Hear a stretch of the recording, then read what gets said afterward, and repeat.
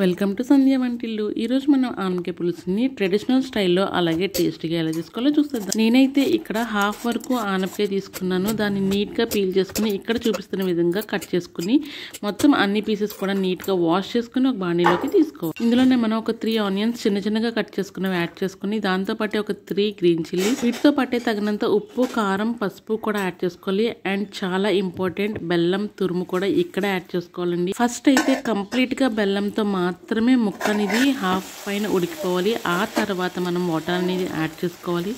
ఇలా water add చేసుకున్న తర్వాత ముక్క ఉడికిన తర్వాత చింతపండు పులుసు అనేది యాడ్ చేసుకోవాలి.